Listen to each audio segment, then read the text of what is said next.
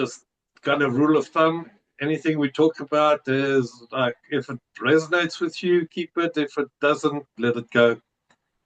There's no have tos or this is the way Sure. it is or anything like that. So we're just chatting and seeing what comes up. I don't know if people wonder why I go into AI mode and post labor and all these kind of things. It's just for me, it's about practical spirituality. So how do we experience and express ourselves, the spiritual side of us in all of this? So that's why I kind of post some weird stuff. People might think it's weird if it's like, what's this to do with spirituality? But actually, AI has now become spiritual master for most people. So there is that as well. With the way AI is going now, in the next couple of years, we'll get to a point where a lot of the production and everything is done by robots and AI. Next 5 to 10 years, and it won't take all the jobs, but it will take a lot of jobs. And with that comes the whole repurposing of what our purpose is, because at the moment is what we do and our jobs and our whatever degrees and whatever, we define ourselves by that.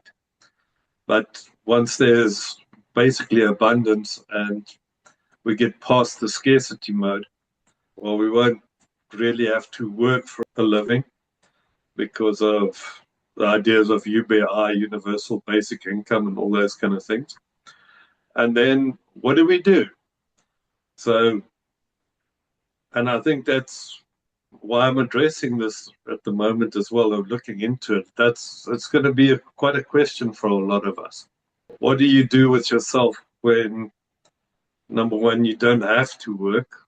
Your survival is basically guaranteed, but not necessarily like huge wealth and stuff, but at least the survival part will be taken care of. But then, well, how do you want to express yourself? What then? So Sunette had a whole bunch of questions, really good questions. So we can cover some of that if you want, but we don't have to speak about that. The floor is open. Anything you want to know about anything, or any questions or topics or anything that caught your attention? You know, what you're saying about the post basic and that, and what will we do?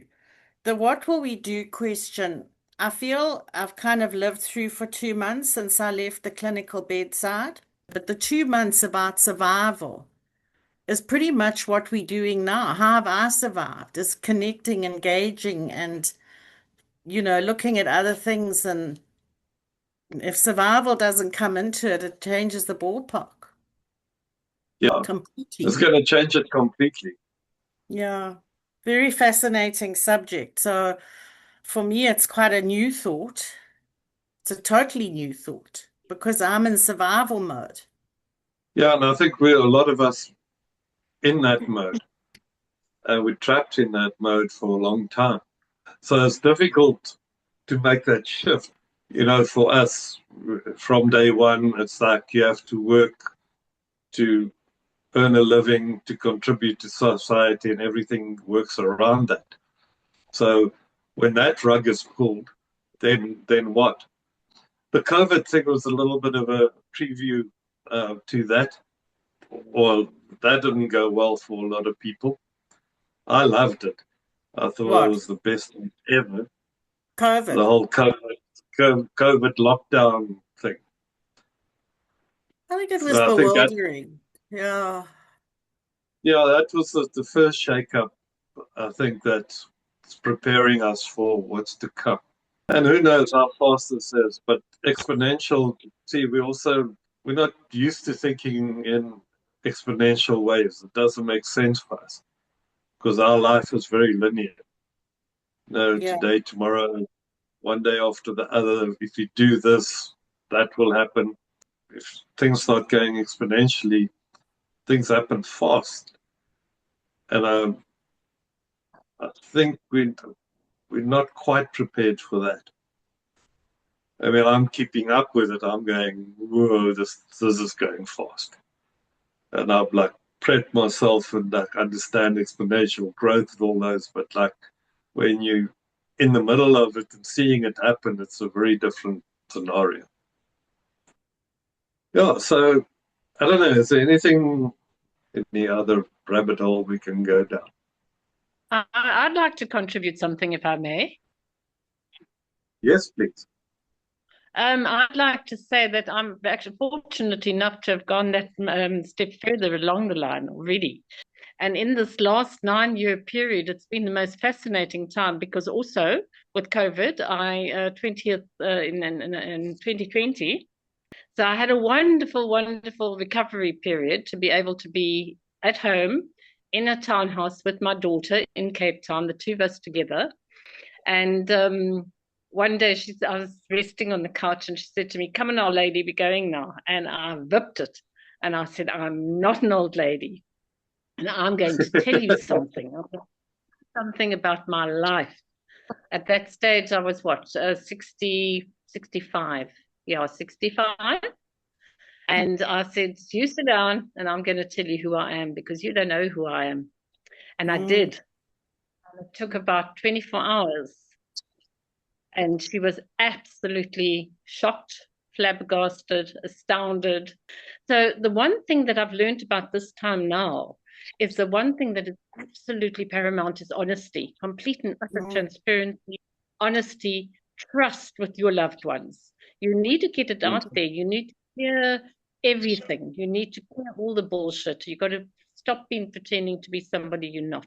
You've got to own up. You've got to face up to all the little not so nice places, things you've done and said. You're not perfect. None of us are. I'm certainly far from perfect, I must tell you. But the whole purpose I'm telling you this long and very, very interesting story is that the retirement facet of now being in this life, this new relationship. I cook. I never cooked in my life. So I'm a very good cook now, even if I say so myself. I garden.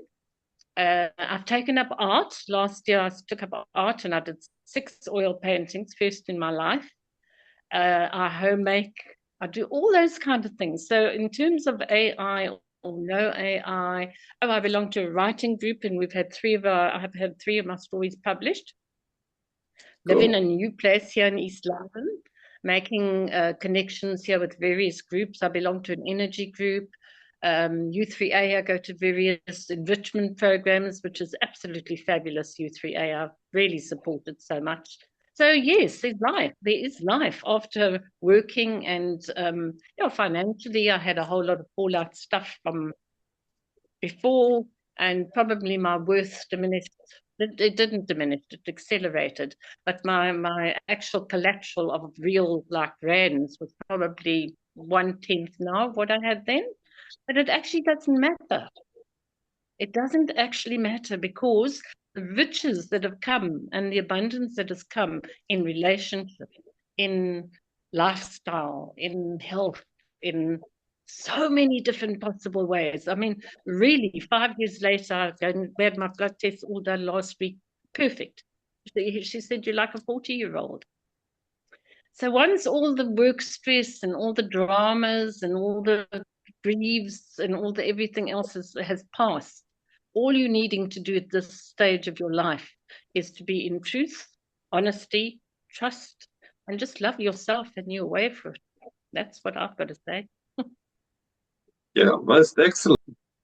It's funny how this conversation has brought me to the question that's been running around my head. Thank you, Cheryl, for your share. Because in thinking about spirituality and purpose and what is our niche in life, and I've for the last 18 months been on a really deep dive in terms of what my own purpose is. And I'm finding at the end of it, having really spent time asking questions that are important to me for the first time in my life. Stuff I think we should be doing with children when they're school leavers. But anyway, be it as it may, one day the education system might catch up.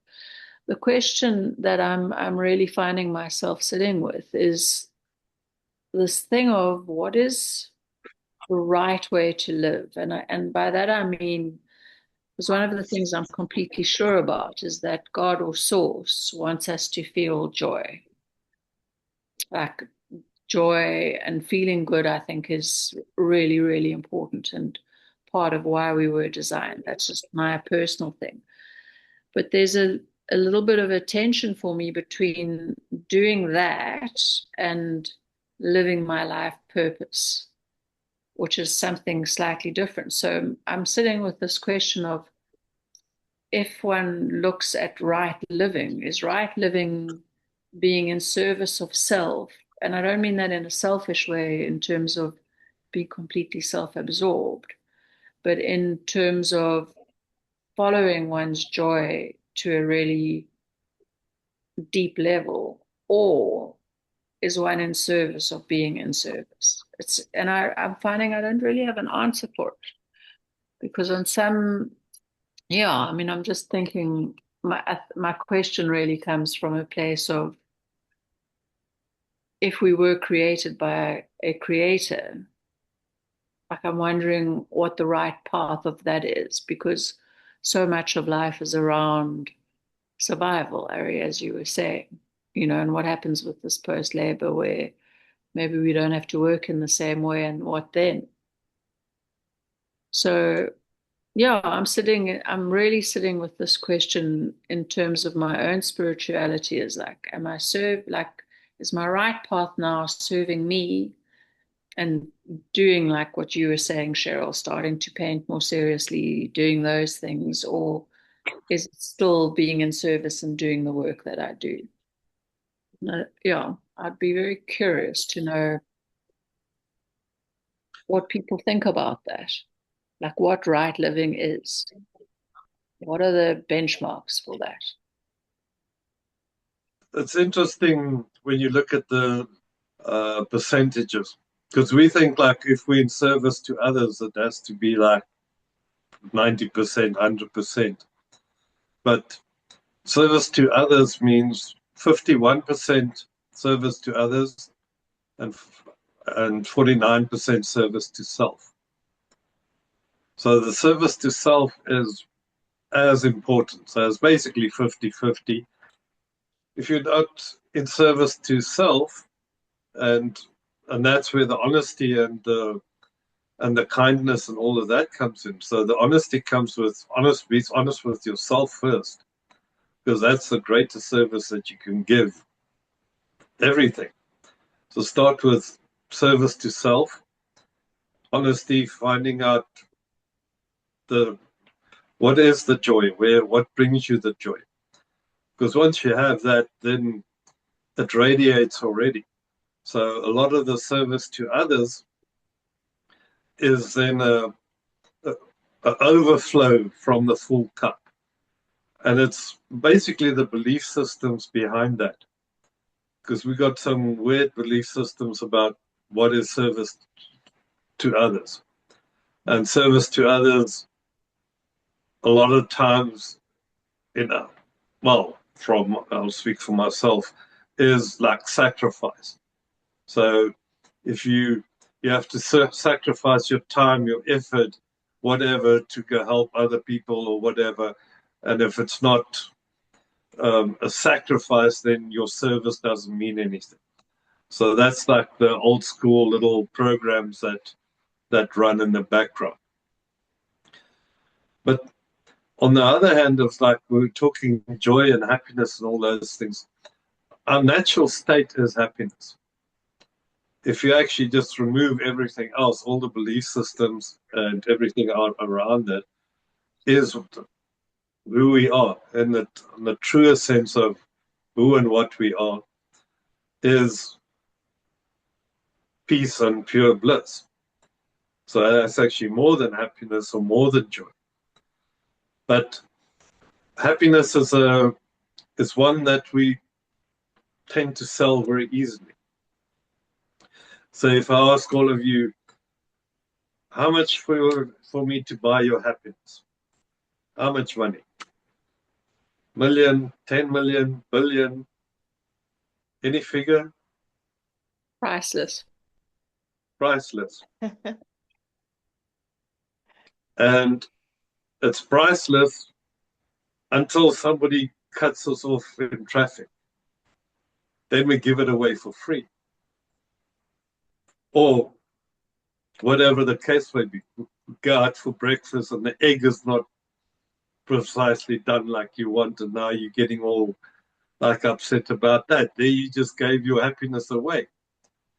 So it's the inverse. It's not where can I get happiness from outside? How do I get happy, or what makes me happy in life? Is how can I express my happiness without giving it away? Then you see how many times you give it away, and you go, you know what? Like, actually, $10 will actually do it. It sounds like a good price. I was getting a bargain. Yeah, so every time I got pissed off with somebody cutting me off in traffic, I've got $10 for that. Like, hey, I'll be happy. Yeah, that shift from, so not just the up and out, but the down and in, things that we spoke about before. It's like bringing in and removing the belief systems. Because the belief systems, once again, just like it normally starts with pain. We experience pain, and pain is inevitable. We're all going to experience pain somewhere down the line. Suffering is a choice.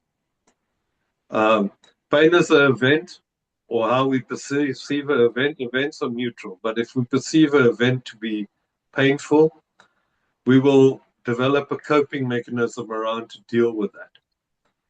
And once we have run that coping mechanism for long enough, it becomes a habit, and that habit becomes a belief system. And it's because of our belief systems that we give away our power, and we give away our joy and our happiness. So in a belief system is of, am I doing service to others? How much must I do? Do I have, or am I doing it enough? Am I giving enough of myself? Am I helping people? All those kind of things that come up. And then the questions of self-worth that come, like, who am I to help people, whatever. So, and to validate us, so we go study and we have all kinds of qualifications or whatever to say that we're qualified to help people. But then are we? And the only qualification we really need is to be ourselves. The one thing that we don't realize is how unique our lives are. We're all sitting here going like, well, no, normal life, you know, shit happened, I did stuff. Like, and we don't think that it's actually special or unique at all until you sit down and you actually go into all of that. Like you say, then explaining not just your public self, getting into the private self, but then also getting into the secret self.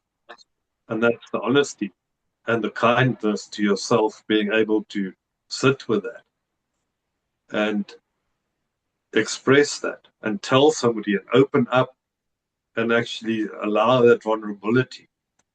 Because as we allow ourselves to be vulnerable, we're removing some of those protective mechanisms, the defense mechanisms. And as we remove the defense mechanisms, then we can allow ourselves to drop some of those belief systems. So yeah, the whole conversation is right around that. So perfect imperfection. We perceive ourselves as imperfect and not perfect, but we've lived a perfect life, all of us, and a unique life. And if we sit down and we really get into like who and what you are, what you've gone through and experienced and did and all that, we all get like really? I thought you were just a normal person, and then all of a sudden, all of us are like,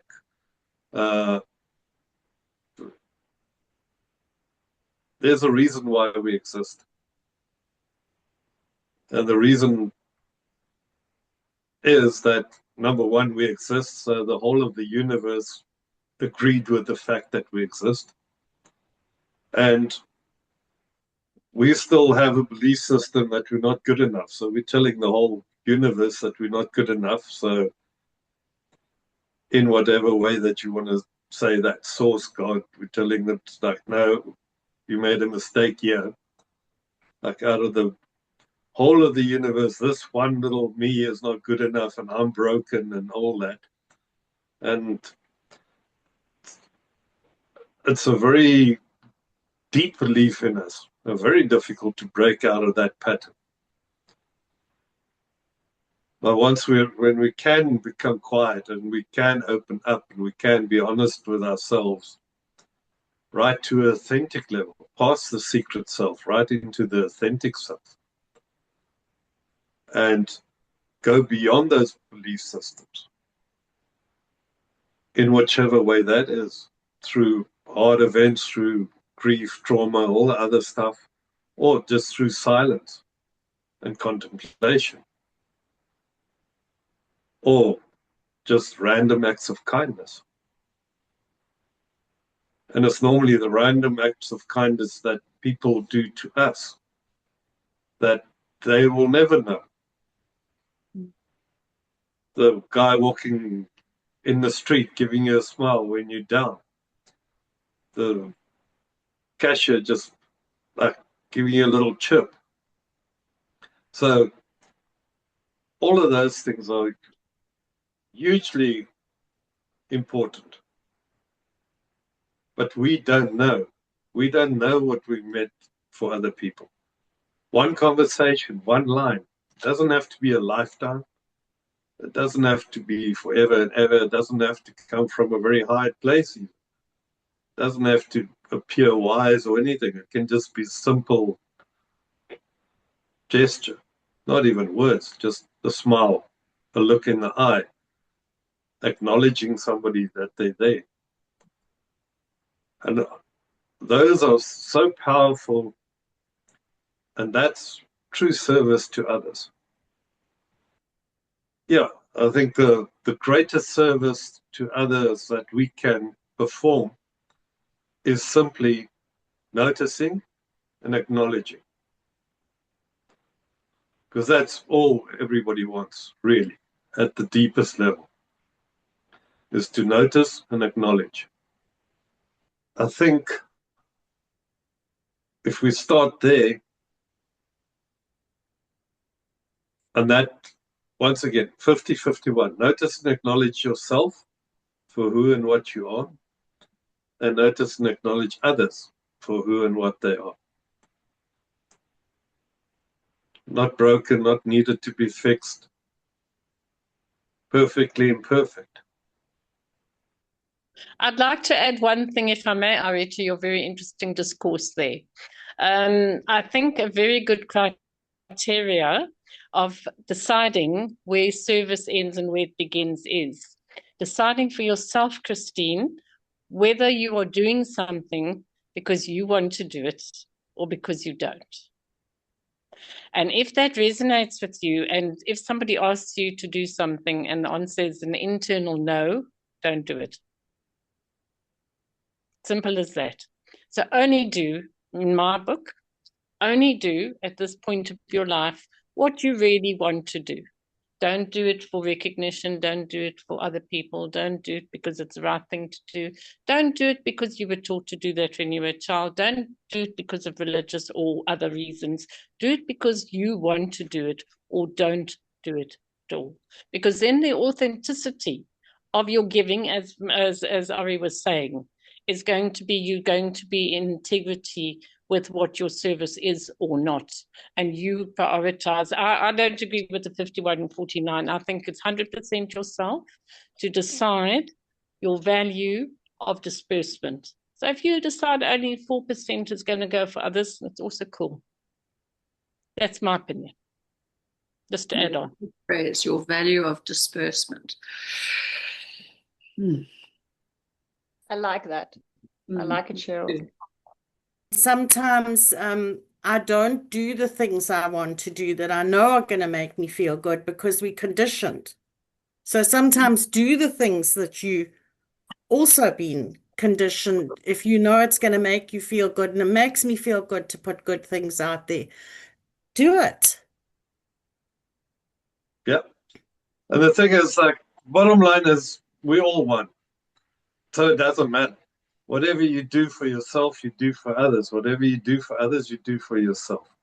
Exactly. So, like you say, which the percentage doesn't really matter. So, because there's no difference. But it's very difficult to see it sometimes, and yeah, it's getting through a lot of those brainwashing and belief systems and all of that to get to that point where you can just go, I could do just what I want. And we do. We all do.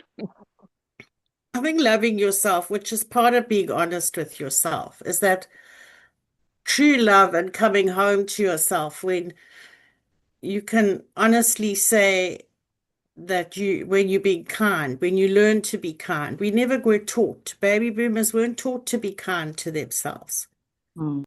Why don't we put things out there? Because it's not bragging, it's just what's added value to your life. It's how you say it, I think, is what is of value, is if you feel you have something of value to say. And that's where it's self-doubt and all those good things horrible things that we start learning to shed ourselves. For some reason, we've picked it up. We've allowed it in our life, and it's become problematic. I don't think I was always that kind when I was younger. And it wasn't anything else but lack of knowledge, And as your knowledge grows and your understanding and your maturity and whatever, so you become more compassionate. Yeah, I keep coming back to this thing of how do I want to spend the rest of my time? I mean, obviously, finances play a big role in things, but so much of our conditioning is around spending time on gathering resources. And I'm starting to find myself stepping out of that. I'm starting to find myself identifying my resources in terms of how I feel and feeling like time is running out in terms of the things that, like, the core part of me, the me that's not accountable to anyone else, still hasn't had full expression. My artist hasn't had. I think my problem is there are just too many aspects to me. I think the place that I'm coming, like, more and more arriving at is one of simplicity. That greater simplicity seems to have more value, and life seems to be getting really busy. We lived in a very idyllic place, but the world around me is getting really busy, and I'm starting to think that moving to the country or somewhere that's quieter makes more sense for that simplicity's sake, for the more time, for the more stillness, for the more authenticity with self. I don't know. It's a big question for me at the moment in terms of how do I best live the rest of my life? My life, this life that I have been given. You say you want to go to the country, Christine. That kind of kibbutzim living, I think it's a sense of community, and maybe this off post labor is one way of reintroducing that sense of community where people are still contributing. I think unless we figure out some other way, we're all going to need food. I haven't got that. Have you got that far yet, Ari?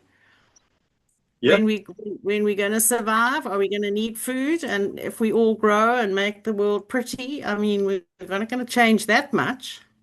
Well, it can change that much where there's absolute abundance, and that's what we're not Okay. prepared for. We're not prepared for a life of abundance. Yeah, we're so focused on scarcity and things because, but there, okay, there can be a couple of ways to do that. So just take food.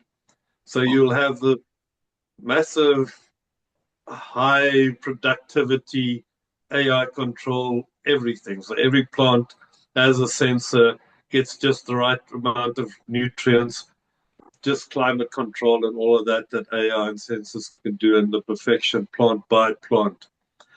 But a lot of people will go the other way with the whole organic movement, everything that's happening already.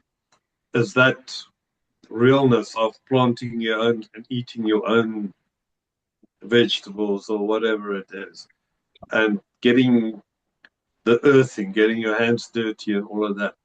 So yeah, there will be pockets, different pockets. So like the Borg. So the Borg would be the AI guys, the guys with the implants, the Neuralinks, and fully into the whole tech thing. So really getting involved with um, basically being cyborgs, which we all are already in a way because we all have phones that we carry around. So we're cyborgs already. That's once again just a reframing and a picturing of it. But some will take it to the extreme. Another part of society will be the in-betweeners where they do the service and they keep the Borgs going because the Borgs will run it. We only need 1 to 10% of fully productive AI and robotic firms to overfeed the world, and that's what's going to be happening. So the abundance will happen, but there will be the in-betweeners that kind of still stay in the city and service the Borg, and then there will be the greenies, which will be the back to the land, get your hands dirty, communal living. Then there will be like a whole part that will explore spirituality in all forms. So it will go back to very fundamental religious things, but also plant medicine journeys, the whole gambit. Because if you free up yourself and you can focus that, and you'll get into that whole part of the seeking part. There's a lot to entertain yourself if you're a seeker. So that going from like monasteries to whatever to any form of whatever it is, yoga to meditation, anything like that. And then part of that will also be the mystics and like people getting really into the psychic abilities, connecting higher selves. So there will be quite a, I think it was about 8 of them. I'm just quickly running through them. So, but those are like very interesting. And the thing is that we'll find our little niche in what feels right for us, but also in community. But it's a very interesting idea. I mean, to think of going to complete abundance instead of scarcity. Cursed labor, a really interesting thought. Okay, so we're going to be post labor, provided for, and able to just move into complete fruition. Yeah. That works for me. I love that.